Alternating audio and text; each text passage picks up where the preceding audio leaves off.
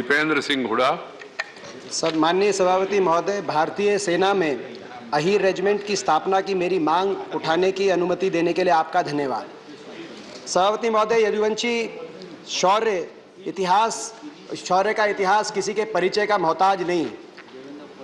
यदुवंशी शौर्य गाथा का संक्षिप्त मैं वर्णन करूं, उसमें विशेषकर मैं अहिरवाल क्षेत्र का भी संक्षिप्त परिचय देना चाहता हूं, जो दिल्ली के डाबर क्षेत्र से दक्षिणी हरियाणा और पूर्व उत्तरी राजस्थान तक ये क्षेत्र आता है। यदुवंशी समाज में जो समाज हल और हथियार से जिस समाज का बहुत पुराना नाता है, और ये अहिरवाल क्षेत्र, इस क्षेत्र में कन कन में, कोने कोने में इस क्षेत्र में जय जवान जय किसान का नारा अगर गूंजता है, कहीं प्रतीक है, तो अहिरवाल क्षेत्र है। देशभक्त ये इलाका है।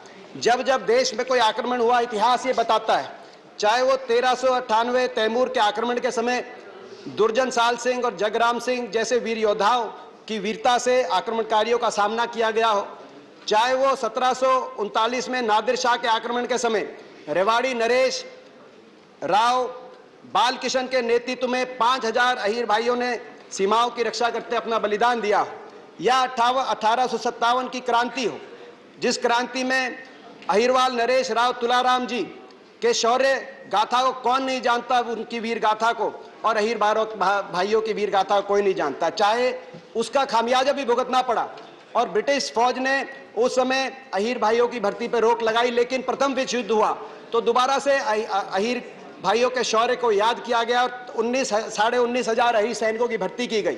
द्वितीय विश्व युद्ध में 39,000 अहीर सैनिकों की भर्ती की गई। विक्टोरिया क्रॉस तोपखाने में अकेला हवलदार उमराव सिंह का शौर्य आज याद किया जाता है। लेकिन ये देशभक्त कौम है, और इसीलिए सिंगापुर में इन्होंने अंग्रेज ब्रिटिश हुकूमत से बगावत की और आईएनए सुभाष चंद्र बोस जी के नेतृत्व में आईएनए में अहीर सैनिकों ने भर्ती शुरू करी। चाहे आज़ादी के बाद का इतिहास हो, 1947-48 में कश्मीर पर पाकिस्तान के आक्रमण को रोकते हुए रेजांगला 1962 रेजांगला की लड़ाई में 120 अहीर सैनिकों ने 5000 चीनी सैनिकों से मोर्चा संभाला और चुशुल एयरपोर्ट को दुश्मन के कब्जे से बचाने का काम किया। 1965 के भारत पाकिस्तान युद्ध की बात हो, 71 के भारत पाकिस्तान युद्ध की बात हो, या कारगिल की बात हो, अनेकों परमवीर चक्र, वीर चक्र, महावीर चक्र अर्जित अहीर भाइयों ने किए। तो मेरा आपसे मांग है, जब जब देश पे कोई हमला हुआ, आक्रमण हुआ, जय जय जय यादव जय माधव का नारा गूंजा।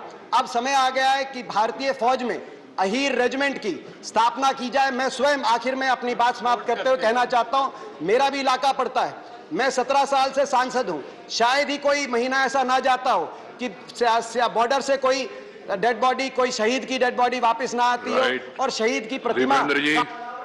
टाइम हो गया। Right, thank you.